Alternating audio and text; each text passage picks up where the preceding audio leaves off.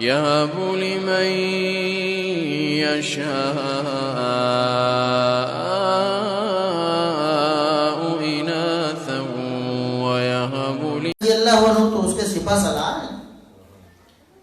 اور دوسری حدیث میں صحیح بخاری اور صحیح مسلم میں نبی اکرم صلی اللہ علیہ وسلم ایک دن سیدہ ام حرام رضی اللہ عنہا کے گھر میں آرام فرما رہے تھے، سوئے ہوئے تھے. آپ صلی اللہ علیہ وسلم بیدار ہوئے تو مسکرا رہے تھے، تبسم فرما رہے تھے. سیدہ ام حرام رضی اللہ عنہا نے پوچھا اللہ کے رسول ما اضحکا، کس چیز نے آپ کو ہنسا دیا ہے، آپ کو خوش کر دیا ہے؟ مجھے بھی تو بتائیں آپ کی خوشی کی وجہ کیا ہے؟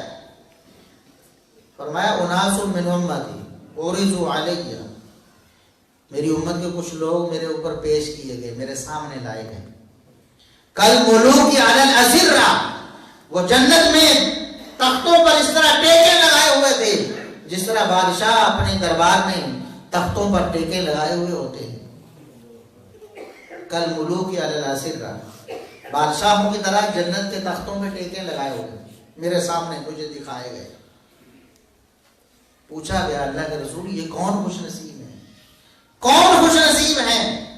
فرمایا وہ خوش نصیب ہے جو سب سے پہلے غزوہ بحر میں حصہ لے، سمندری غزوہ کریں گے، یعنی سمندر پار کر کے اسلام کے جھنڈے گاڑنے جائیں گے.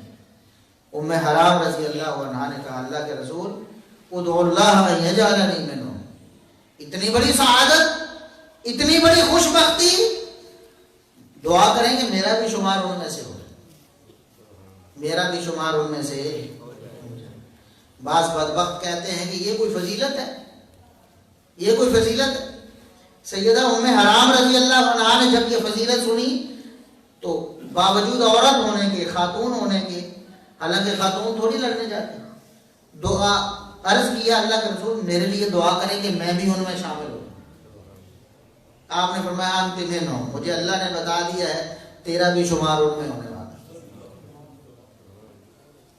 اور اسی حدیث میں صحیح بخاری میں 2799 نمبر الفاظ موجود ہیں کہ سیدہ ام حرام رضی اللہ عنہا نے یہ غزوہ بحر جو کیا کس کے ساتھ؟